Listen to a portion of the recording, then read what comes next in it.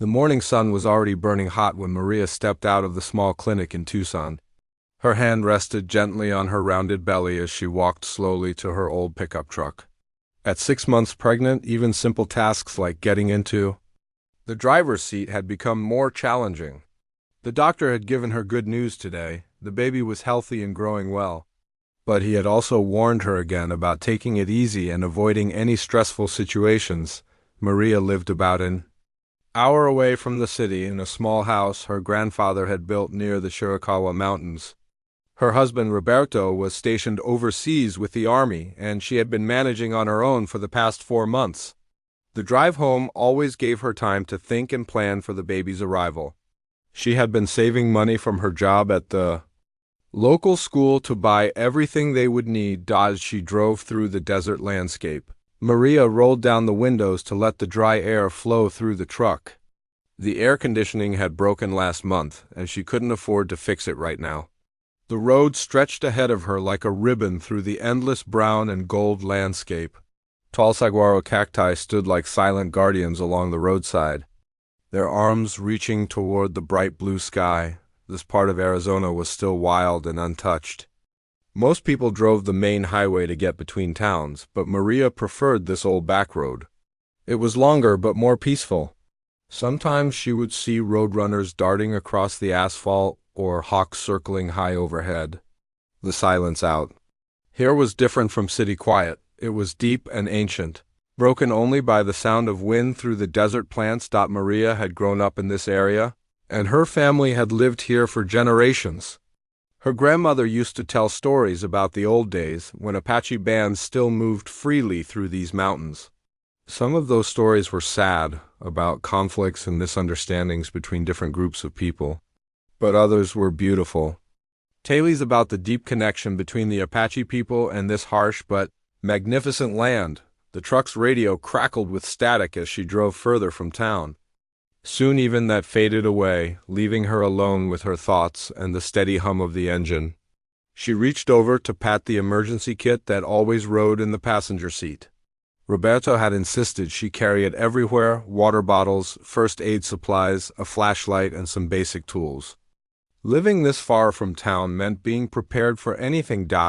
As the road wound higher into the foothills, Maria could see the ancient rock formations that made this area famous. Massive boulders balanced impossibly on top of each other, shaped by millions of years of wind and water. The Apache people considered many of these places sacred, and Maria had always felt a special respect for the spiritual power that seemed to flow through the landscape. The heat was becoming intense now, even though it was still morning. Maria could see the waves of hot air rising from the asphalt ahead of her. She took a sip from her water bottle and adjusted the small fan she had clipped to the dashboard. Being pregnant in the Arizona heat was not easy, but she had learned to pace herself and stay hydrated. About 30 miles from town, the road curved around a large hill covered with ocotillo plants and prickly pear cactus. This was one of Maria's favorite stretches because you could see for miles in every direction. The view reminded her why she loved living in this remote place, despite the challenges. There was something about the vastness of the desert that made her problems seem smaller and more manageable, but as she came around the bend, something caught her eye that made her heart skip a beat. In the distance, near the old barbed wire fence that marked the boundary of the Johnson Ranch, she could see movement. At first glance, it looked like it might be a large animal that had gotten tangled in the wire. Cattle sometimes wandered too, close to fences and got stuck, and she had helped free a few over the years. Maria slowed the truck and squinted against the bright sunlight. Whatever was caught in the fence was struggling, but the movement seemed wrong for an animal. As she got closer, a chill ran down her spine despite the heat. The shape was too tall, too upright. Her hands gripped the steering wheel tighter as the horrible realization hit her. It was a person trapped in that fence. She pulled the truck to the side of the road and turned off the engine. The sudden silence was broken only by the ticking of the cooling motor and the distant sound of someone in distress. Through the shimmering heat waves, she could now clearly see a man caught in the barbed wire. His dark clothing was torn, and even from this distance she could see patches of Red, that could only be blood. Maria's training as a school aide kicked in. She had taken first aid courses and knew how to stay calm in emergencies, but this was different. She was alone, pregnant, and miles from help. Her phone showed no signal bars, something she had expected in this remote area.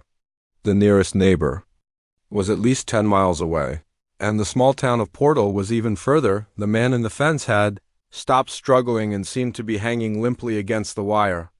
Maria realized that if she didn't act quickly, he might not survive much longer in this heat. The temperature was already over 90 degrees and would only get hotter as the day wore on. Without water and shade, a person could become dangerously dehydrated very quickly in the desert. She thought about Roberto's warnings to avoid risky situations while he was away. She thought about the baby growing inside her and the doctor's advice to take things easy. But she also thought about her grandmother's stories about helping others, regardless of who they were or where they came from. In her heart, Maria knew there was really only one choice she could make. Taking a deep breath, she reached for the emergency kit and opened the truck door. The heat hit her like a wall as she stepped onto the rocky ground beside the road. The man was about 100 yards away, across rough terrain filled with sharp rocks and thorny plants. Getting to him would not be easy, especially in her condition. But Maria had never backed down from helping someone in need, and she wasn't about to start now. As she began walking toward the fence, picking her way carefully through the desert scrub, Maria whispered a prayer for strength and protection.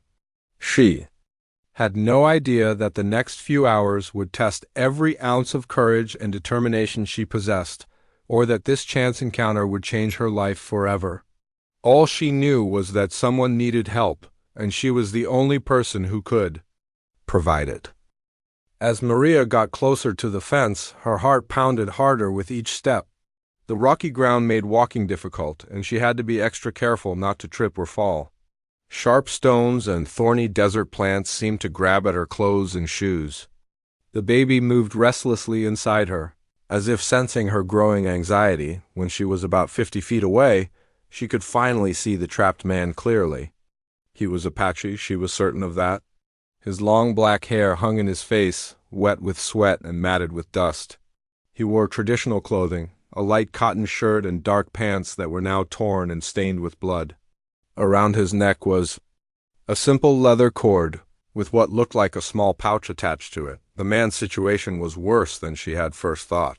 His shirt had become tangled in the barbed wire when he tried to climb through the fence. In his struggle to get free, the sharp metal had twisted around his arms and chest like the coils of a snake. Every movement he made only seemed to make things worse, pulling the wire tighter and creating new cuts on his skin. Blood had dried in dark patches on his torn shirt, but Maria could see fresh red spots where the wire was still cutting into him. His face was pale despite his dark skin, and his breathing looked shallow and quick.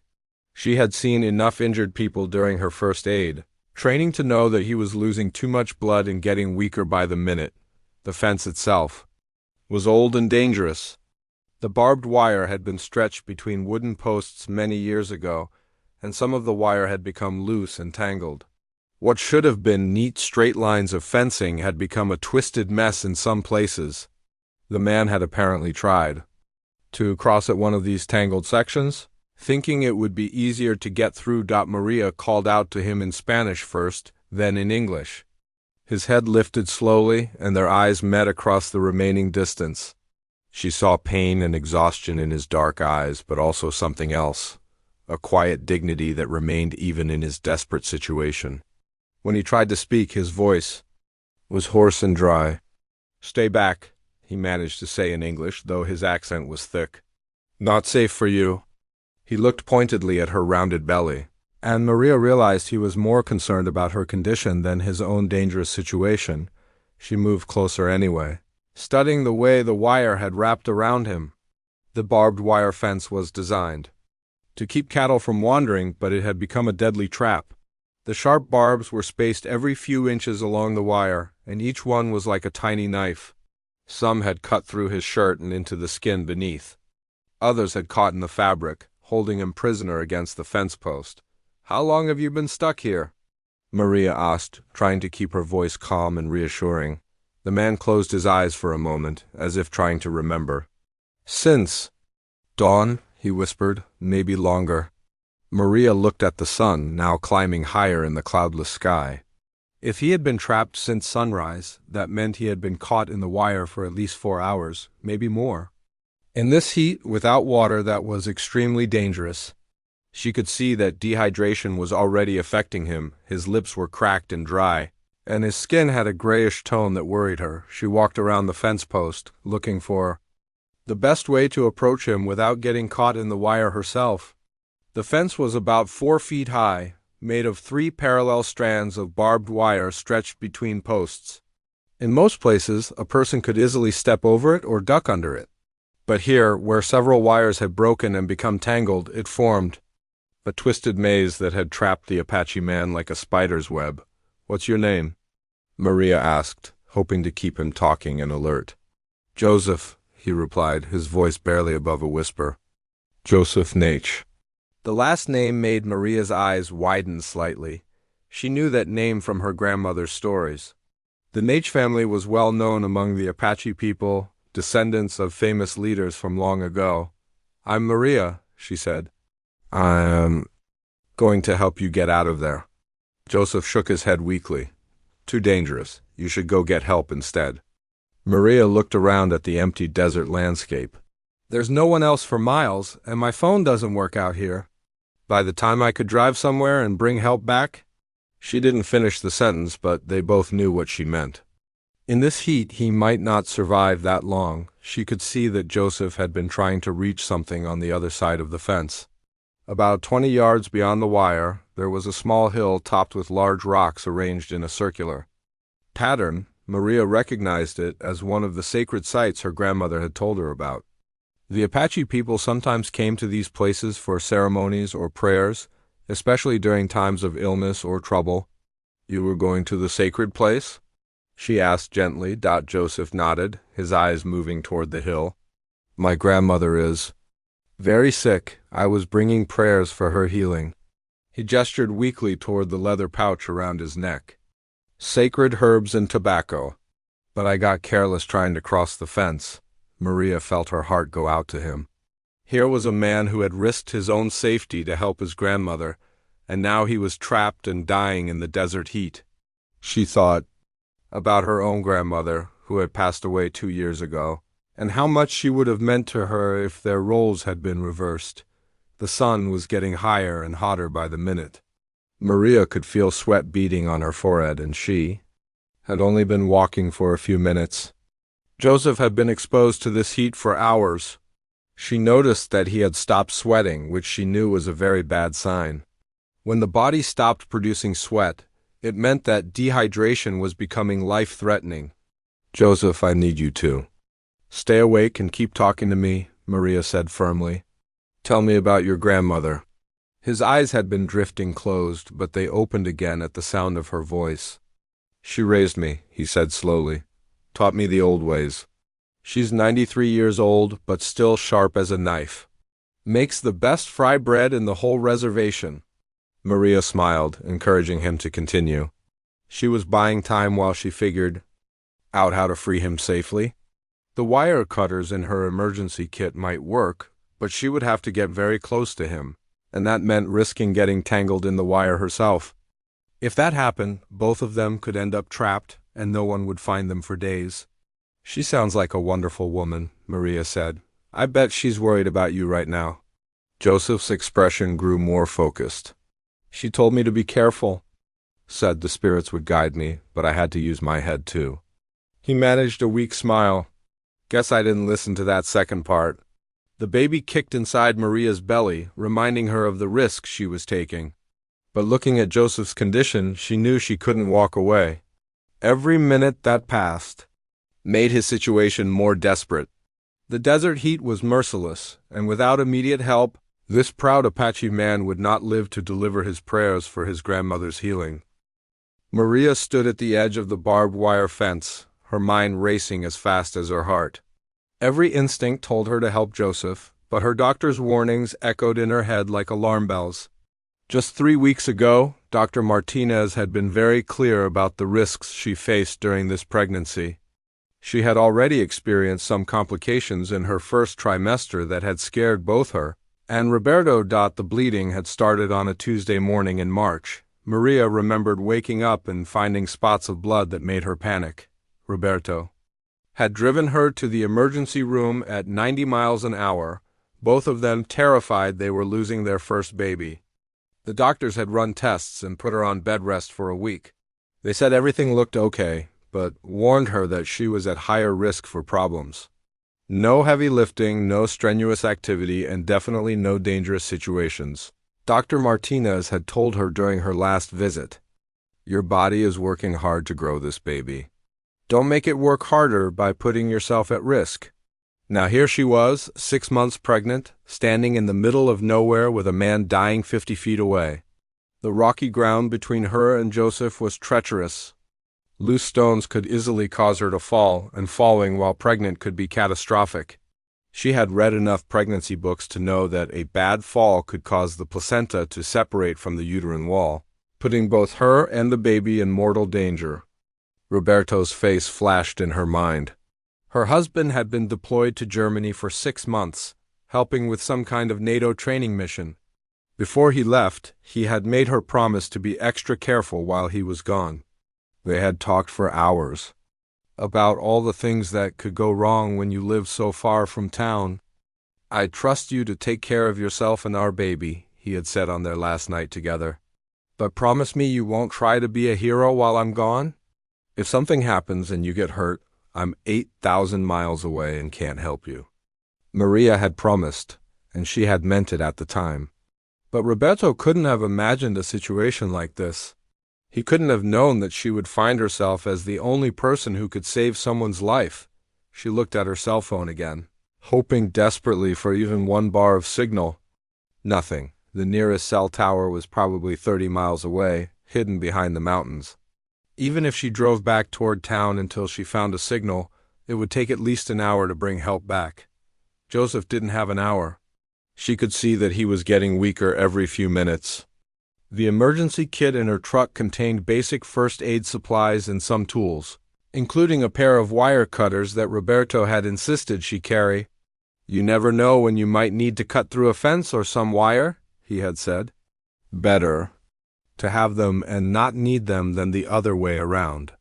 The wire cutters might be able to free Joseph, but using them would require her to get very close to the tangled barbed wire.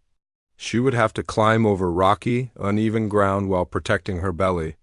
Then she would need to reach and stretch in awkward positions to cut the wire without making his injuries worse. And all of this would be happening in the blazing desert heat that was already making her feel dizzy. Maria thought about her own mother, who had died when Maria was only 12. Carmen Rodriguez had been a nurse, and she had always taught Maria to help others whenever possible. "We don't get to choose when people need our help," her mother used to say. "But we do get to choose whether we answer that call." But her mother had never been pregnant when she gave that advice. Her mother had never had to weigh helping a stranger against the safety of an unborn child. The baby moved inside her belly, a gentle reminder of the life she was responsible for protecting. This little person hadn't asked to be put in this situation. The baby deserved a mother who made smart, safe choices. What would happen if Maria got trapped in the wire too? What if she fell and hurt herself trying to help Joseph? Then there would be 2 people dying in the desert instead of 1. On the other hand, what kind of mother would she be if she drove away and let someone die when she could have saved them?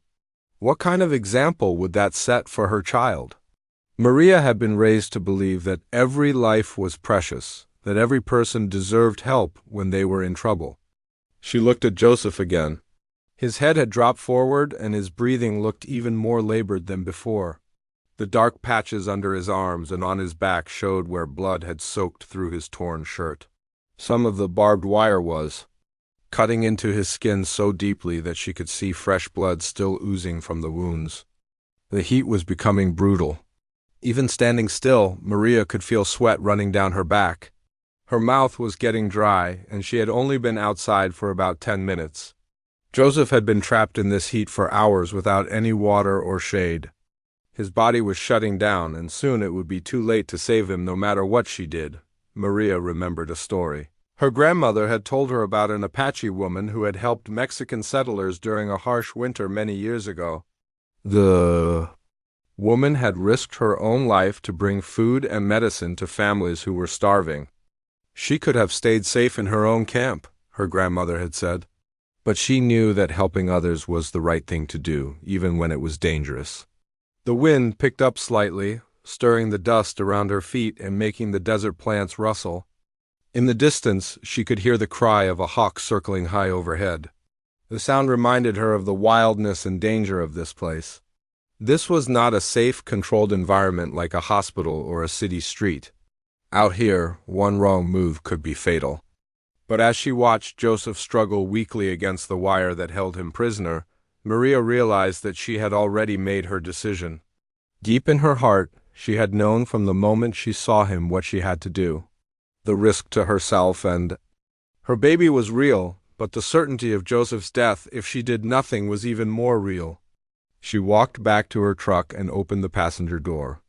The emergency kit was right where Roberto had placed it 6 months ago. Inside were bandages, antiseptic, pain relievers, and the wire cutters.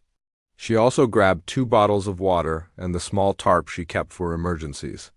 Before heading back to the fence, Maria took a moment to drink some water and pour a little on her head to cool herself down. She knew she would need all her strength and focus for what came next. As she walked back toward Joseph, she said a prayer for protection and guidance.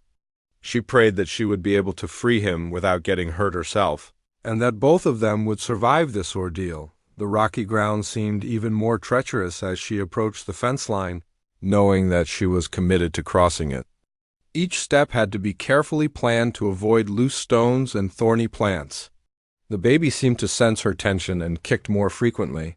As if trying to remind her to be careful, Joseph raised his head as she got closer, and their eyes met again. Despite his pain and weakness, she could see gratitude in his expression. He understood the risk she was taking for him, and that knowledge seemed to give him a little more strength to hold on. Maria approached the fence carefully, placing each foot with the caution of someone walking on ice. The ground was covered with loose rocks that shifted under her weight, and she had to constantly adjust her balance to avoid falling. Her belly made it harder to see where she was stepping, and she found herself moving much slower than she wanted to. The wire cutters felt heavy in her sweaty hand as she studied the twisted mess of barbed wire that held Joseph prisoner. Up close, the situation looked even worse than she had thought.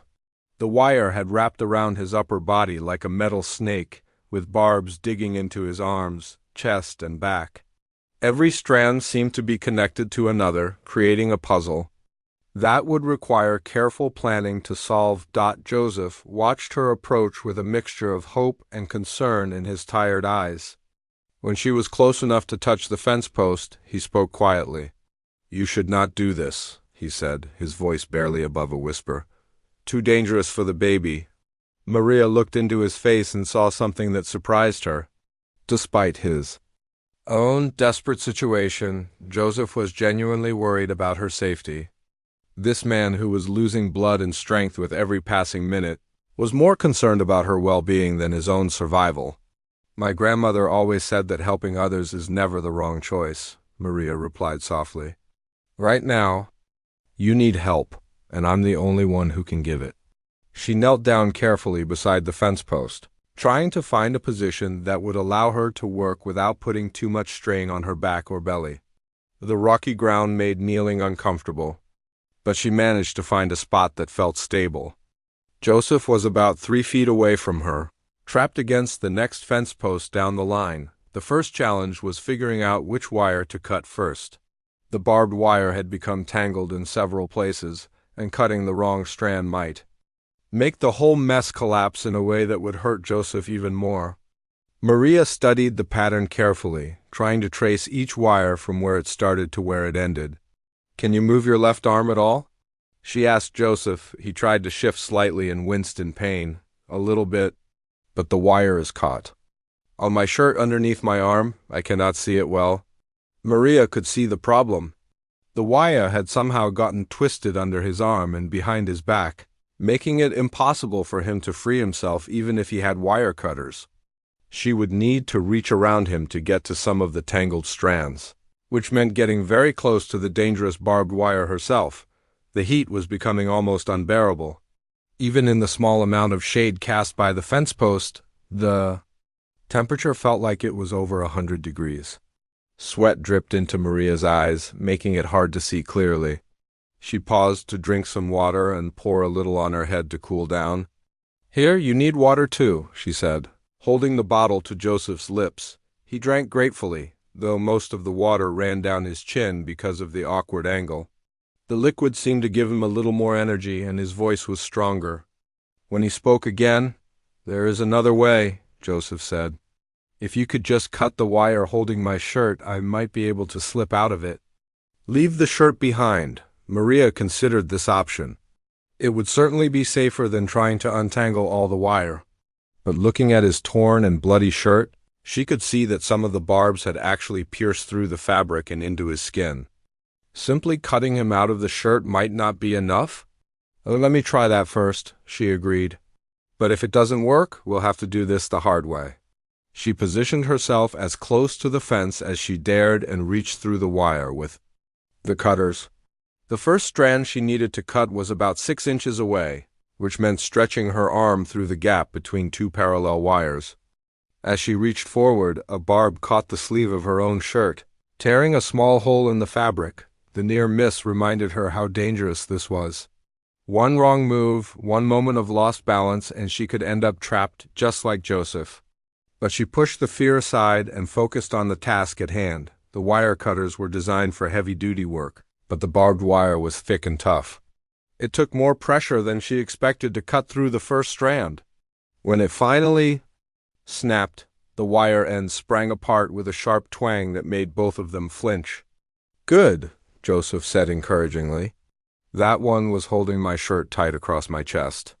Maria could see that cutting that wire had given him a little more room to move, but he was still firmly trapped. She moved to a different position, trying to get a better angle on the next wire that needed to be cut. This one was wrapped around his left arm, and reaching it would require her to stretch even further through the fence dot as she positioned herself for the next cut. The baby kicked hard against her ribs, making her gasp and lose her balance slightly. She caught herself before falling, but the sudden movement caused her to scrape her arm against a barb. A thin line of blood appeared on her skin, stinging in the hot air. "Maria, please be careful," Joseph said urgently.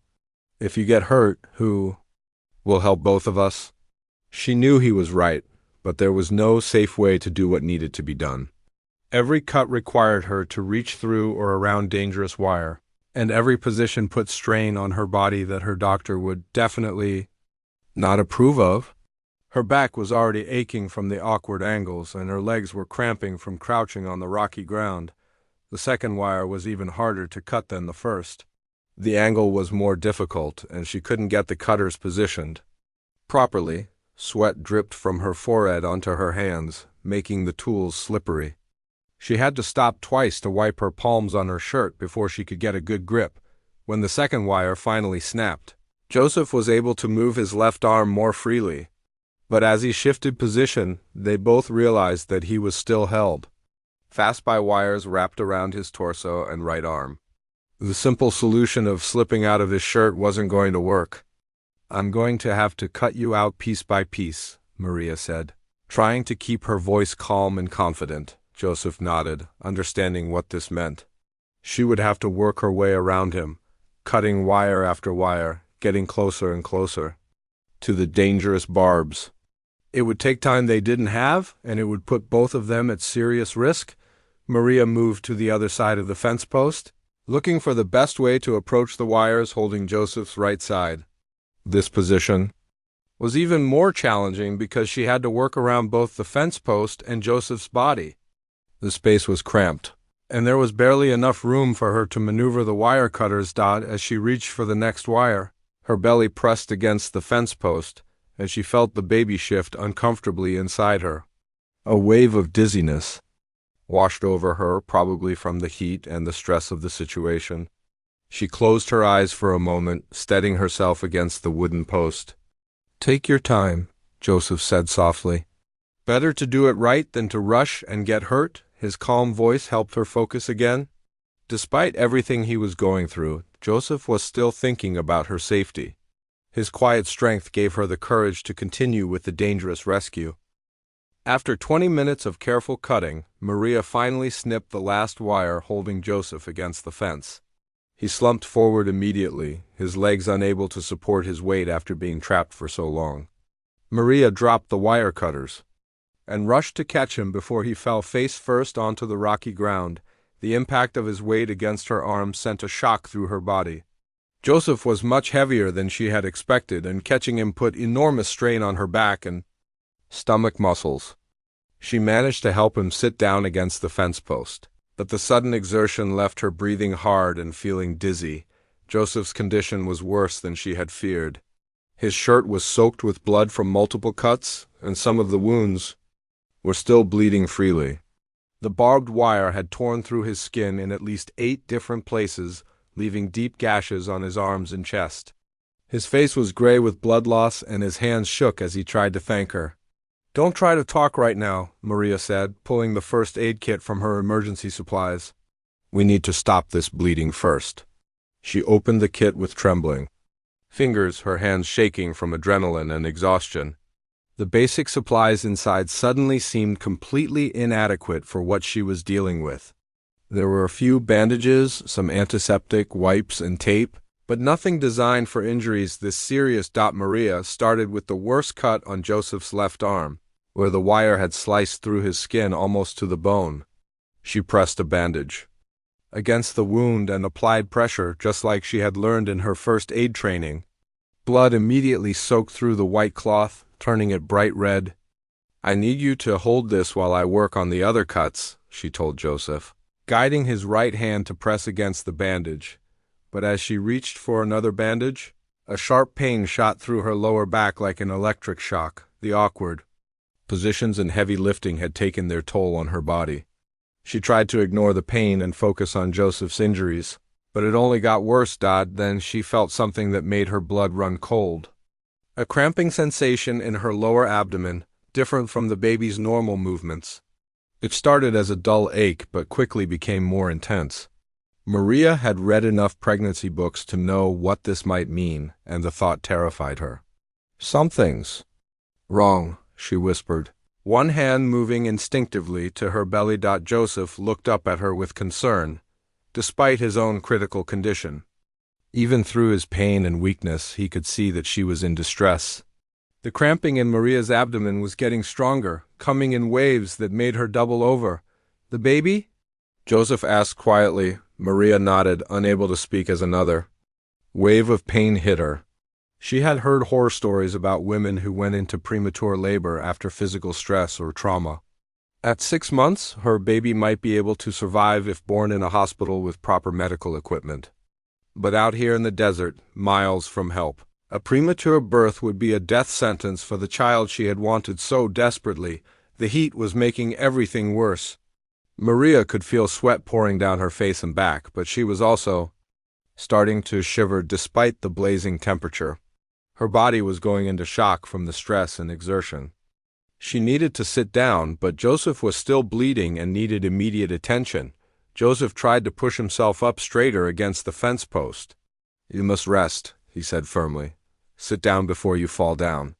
"But you're still bleeding," Maria protested, though another cramp made her voice weak and shaky. "I can wait a few minutes. The baby cannot wait."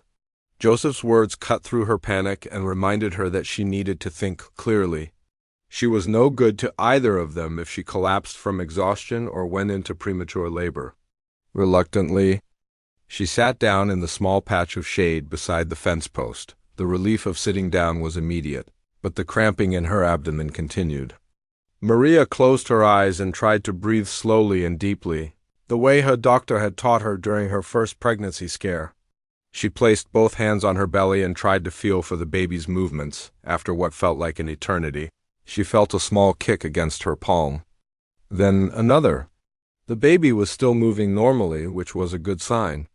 The cramping might just be her body's reaction to stress and dehydration, not actual labor contractions. But she knew she was walking a dangerous line. Joseph watched her with growing concern. Despite his own injuries, he seemed to understand that her condition was potentially more serious than his. Blood loss could be treated if they got to a hospital in time, but complications with pregnancy could happen very quickly and without warning. "How far is the nearest hospital?" he asked. "About 40 miles, Maria replied, her voice still shaky. "Maybe 45. And that's if we take the highway, which means driving back toward town first." They both understood what this meant. Even if they left right now, it would take at least an hour to reach medical help. Joseph needed treatment for his blood loss, and Maria needed to be checked for pregnancy complications. An hour was a long time when you were dealing with medical emergencies. Joseph struggled to his feet, swaying dangerously as he stood up. "We need to go now," he said. "Help me to your truck." "You can barely stand," Maria protested.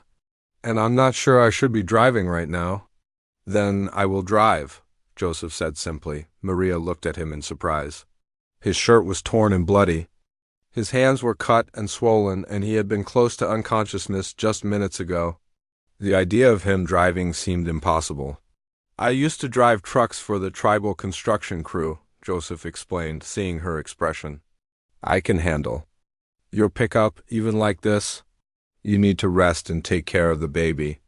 As if to prove his point, another wave of cramping hit Maria, making her gasp and curl forward. The pain was getting stronger, not weaker, which worried her. She had been hoping that resting would make the symptoms go away, but that didn't seem to be happening. Joseph moved toward her truck with determination, though every step clearly caused him pain. Blood was still seeping through the bandages on his arms, and he left a trail of dark spots on the dusty ground. But his eyes were clear and focused, and Maria could see the strength that had carried him through years of hard work and difficult times. "Wait," Maria called after him. "Let me at least put some more bandages on those cuts before we go."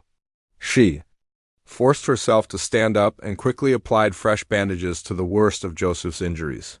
Her hands were steadier now that she had a clear plan of action.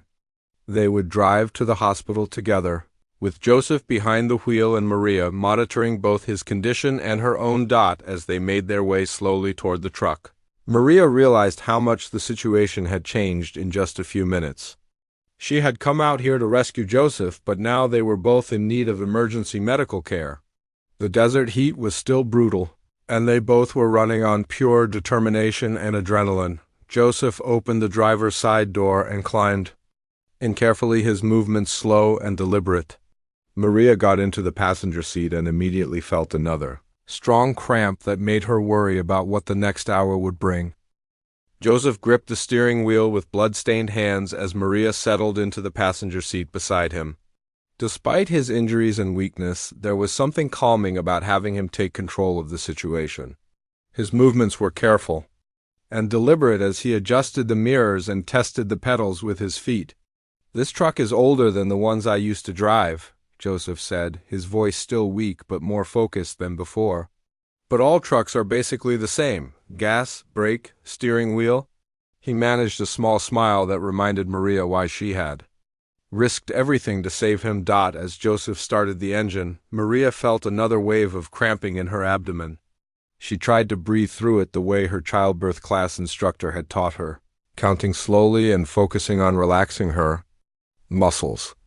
The pain was still there, but it seemed less intense when she wasn't panicking about it. "Tell me about your grandmother," Maria said, hoping conversation would help both of them stay alert during the long drive ahead. "The one you were trying to reach with your prayers."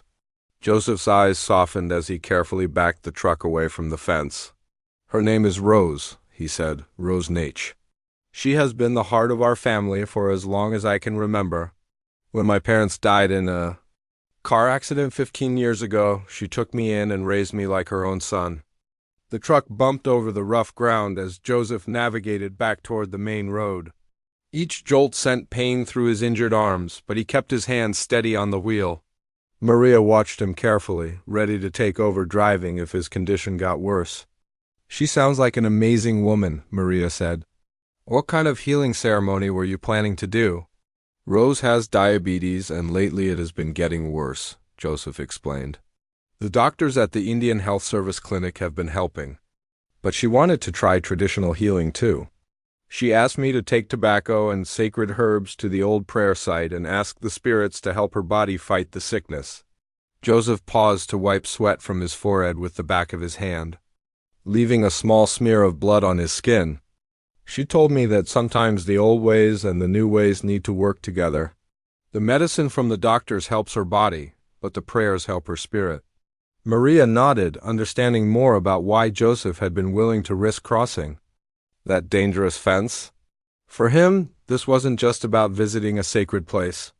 It was about honoring his grandmother's wishes and trying to help the woman who had saved his life when he was young. As they reached the main road, Joseph turned toward town and pressed a little harder on the gas pedal. The truck picked up speed, but not as much as Maria would have liked. She could see that Joseph was being extra careful, probably worried that driving too fast might cause her more problems with the pregnancy. "You can go faster," Maria told him. "The baby and I can handle it. We need to get you to a hospital before you lose too much blood." Joseph glanced at the bandages on his arms, which were already showing dark red stains where blood was seeping through. "I'm okay for now," he said, "but you are right.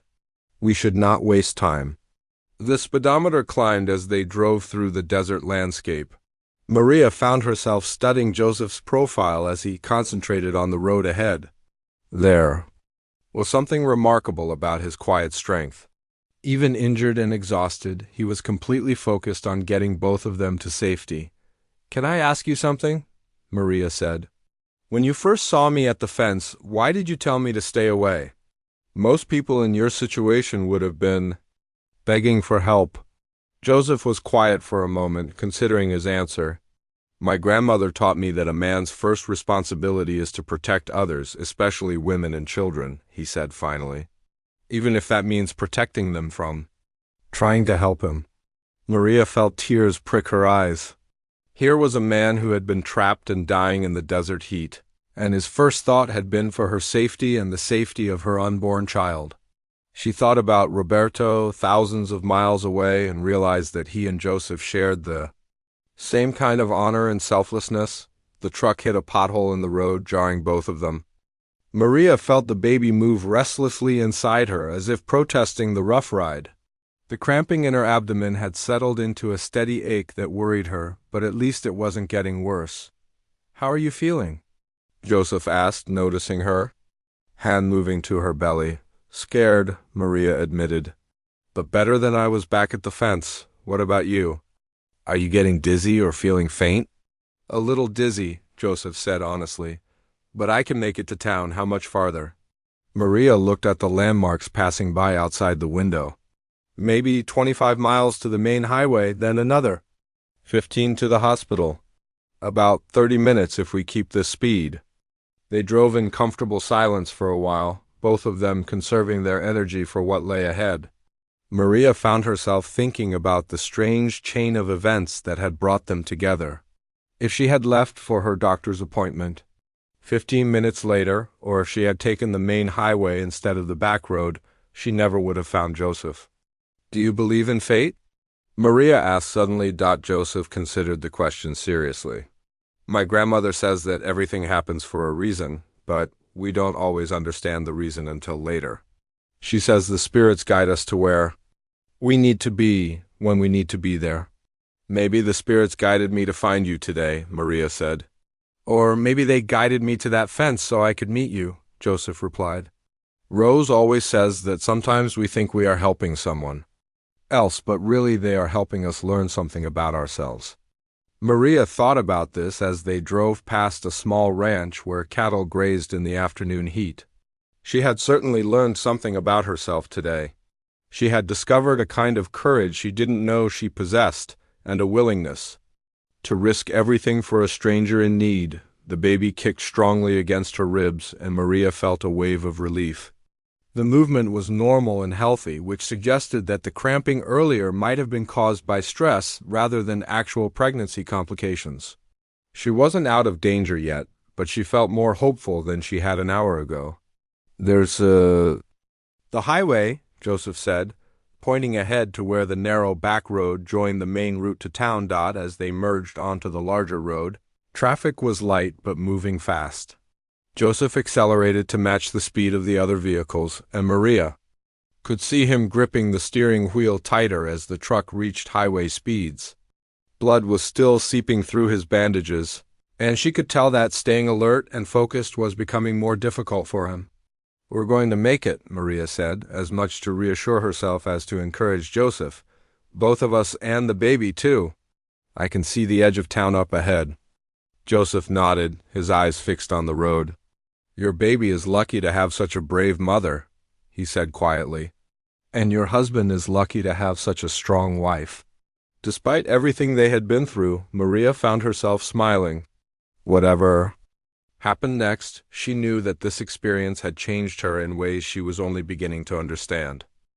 As they entered the outskirts of town, Maria could see that Joseph was struggling more with each passing mile. His hands were shaking on the steering wheel, and a thin layer of sweat covered his forehead despite the truck's air conditioning finally working in the cooler evening air. The bandages on his arms were now completely soaked with blood, and dark red stains were spreading down his sleeves. "Joseph, how are you doing?" Maria asked, trying to keep the worry out of her voice. "I can see two roads sometimes," he admitted quietly. "But I know which one is real. We are almost there." Maria's heart sank. Double vision was a serious sign of blood loss and shock. If Joseph passed out while driving, they could easily crash and kill not just themselves, but other innocent people. On the road, she looked around frantically, trying to figure out if she should insist on taking over the driving, but her own condition wasn't much better. The cramping in her abdomen had returned with a vengeance about 10 minutes ago, and now she was having to breathe through waves of pain that felt suspiciously like contractions. She had never been in labor before, but she had read enough books and attended enough childbirth classes to recognize the warning signs. "Maria," Joseph said suddenly, his voice sharp with concern. "You are making sounds? Is the baby coming?" She realized she had been unconsciously making soft groaning noises as she breathed through the pain. "I don't know," she said honestly. "These could be contractions, or they could just be my body reacting to stress. Either way, we need to get to that hospital fast." Joseph pressed harder on the gas pedal, despite his double vision. The speedometer climbed past the speed limit. As they raced through the residential streets of the small town, Maria found herself gripping the door handle as they took corners faster than felt safe, but she didn't ask him to slow down. Time was running out for both of them. "There," Maria said, pointing ahead to a cluster of white buildings with a red cross painted on the tallest one. "That's the regional medical center. Turn left at the next light." But as they approached the intersection, the traffic light turned yellow.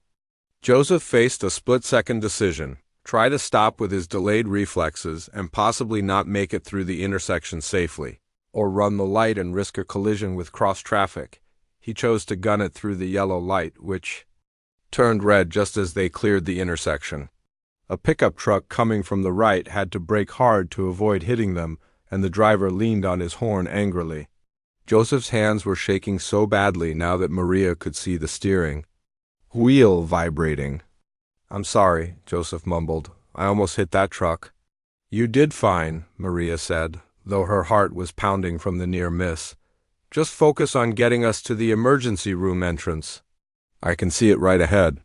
The hospital parking lot was busier than Maria had expected for a small town. An ambulance was parked at the emergency room doors, and several cars filled the visitor spots. As Joseph pulled up to the emergency entrance, Maria realized they faced another problem. He was in no condition to walk into the hospital on his own, and she wasn't sure she could support his weight without risking her own health. Joseph put the truck in park and tried to open his door, but his hands were too weak to work the handle properly. Maria reached across and opened it for him, then hurried around to his side of the truck as fast as her condition would allow. "Lean on me," she said, though she knew this was probably not a good idea given her pregnancy complications. No, Joseph said firmly. I will not risk hurting you and the baby. Go inside and get help. Maria looked at the distance to the emergency room doors, about 50 yards across the parking lot. Joseph might collapse before she could get back with help. But another strong contraction hit her at that moment, strong enough to make her double over and gasp. We're both going together, she decided, slowly and carefully. She helped Joseph out of the truck, and they began the long walk to the emergency room entrance. Joseph leaned heavily on her shoulder, but Maria found strength she didn't know she had. The baby seemed to sense the urgency of the situation and stopped moving around so much. As if trying to make things easier for her, they had made it about halfway across the parking lot when Joseph's legs gave out completely. He started to collapse, and Maria barely managed to help him sit down on the curb beside a parked car instead of falling onto the asphalt. Go get help, Joseph said weakly. I will wait here. Maria looked back at the emergency room doors, then at Joseph sitting pale and bleeding on the curb.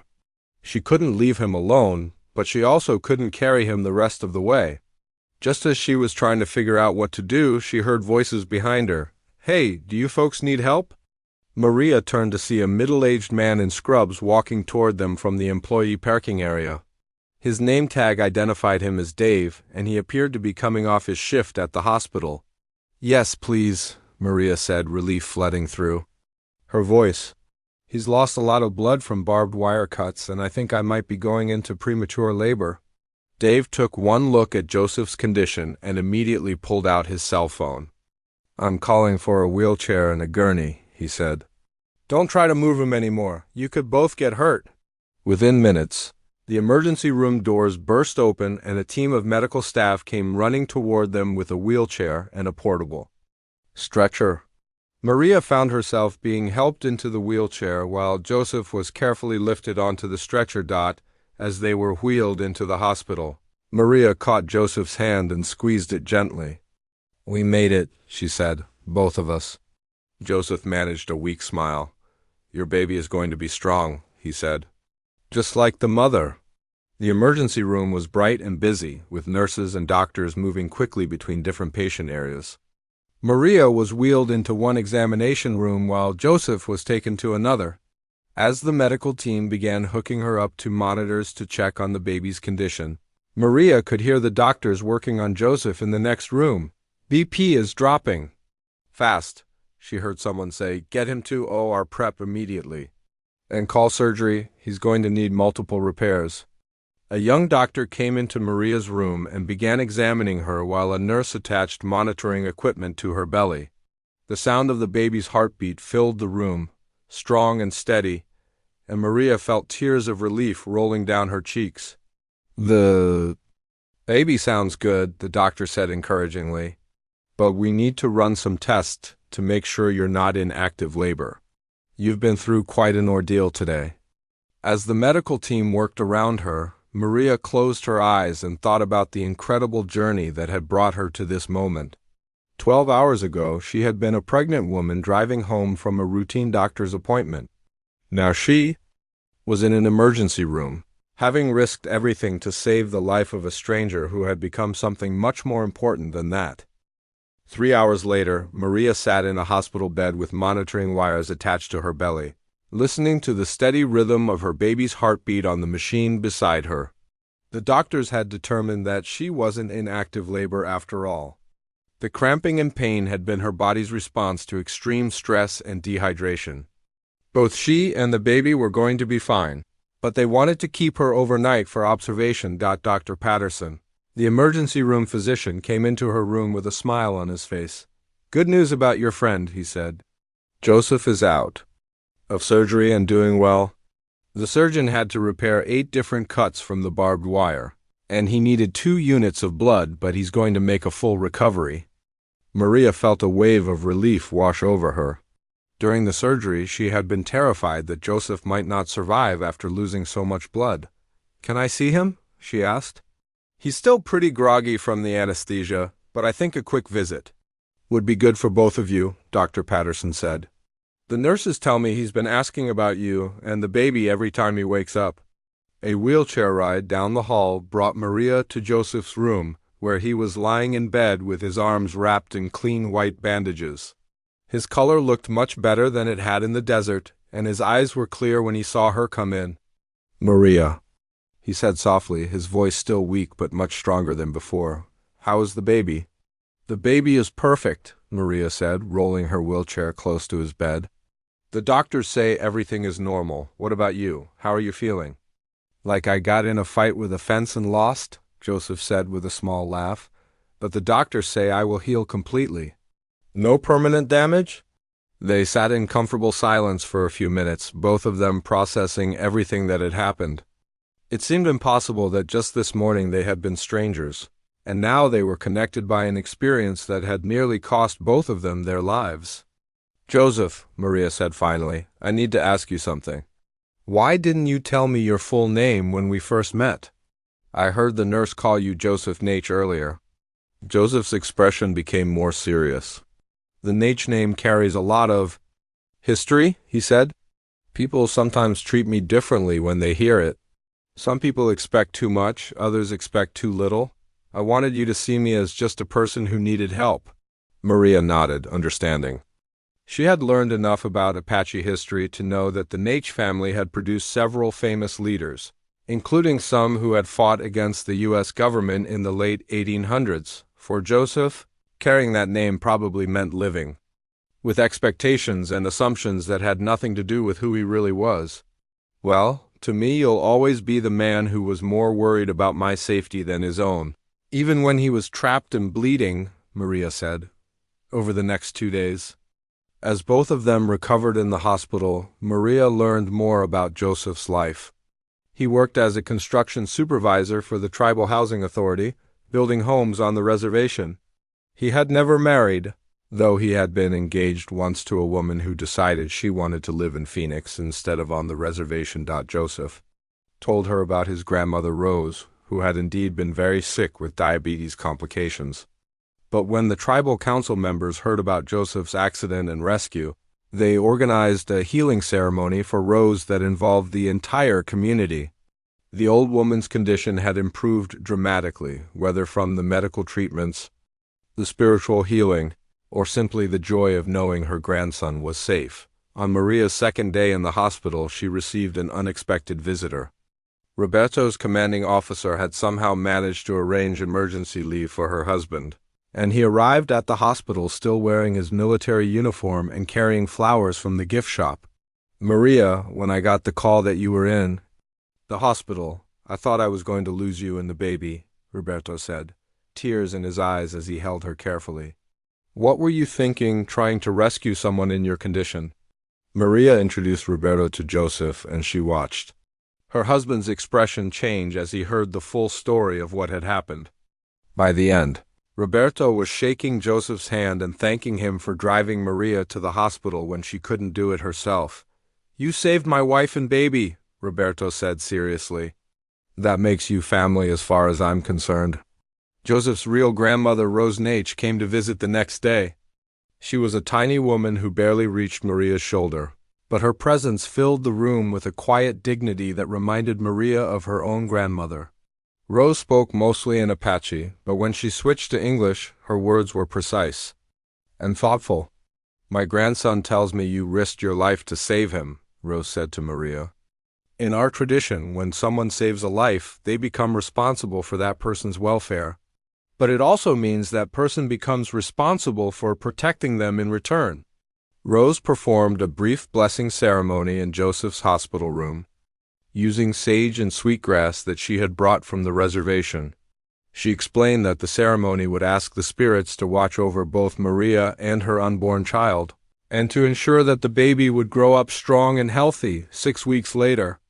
Maria received a call from Joseph asking if she and Roberto would like to attend a special ceremony on the reservation. Rose's health had continued to improve, and the tribal council wanted to honor both Joseph and Maria for their courage and the example they had set about helping others. Regardless of cultural differences, the ceremony was held outdoors under a large ramada with several hundred people from the Apache community in attendance. Maria felt nervous about being the center of attention, But Joseph and Rose made sure she felt welcome and respected. An elderly tribal elder spoke about the importance of the rescue, explaining that it represented the best traditions of both Apache and Mexican American cultures, the willingness to risk everything to help someone in need. He said that Maria's actions proved that the barriers between different groups of people were less important than the common humanity that connected everyone. Joseph presented Maria with a hand-woven blanket that his grandmother had made, featuring traditional Apache designs in earth tones that would look beautiful in the baby's nursery. In return, Maria gave Joseph a photograph of her ultrasound with a note on the back that read, "To the man who helped bring this baby safely into the world." 3 months later, when Maria's daughter was born healthy and strong, Joseph and Rose were among the first visitors to the hospital. Rose performed another blessing ceremony for the new baby, asking the spirits to guide her through a life filled with courage, compassion, and understanding between all people. As Maria watched Joseph, holding her daughter with the gentle care of someone who understood how precious life was, she thought about how much her world had changed since that hot day in the desert. She had gained not just a friend, but an extended family that bridged two cultures and two very different ways of life. The baby, whom Maria and Roberto named Elena Rose in honor of Joseph's grandmother, would grow up hearing the story of how her mother and an Apache man had saved each other's lives through courage, determination, and the simple human instinct to help someone in need. It was a story that would remind Elena that the most important barriers to overcome in life were not the ones between different groups of people, but the ones that kept people from reaching out to help each other when help was needed most.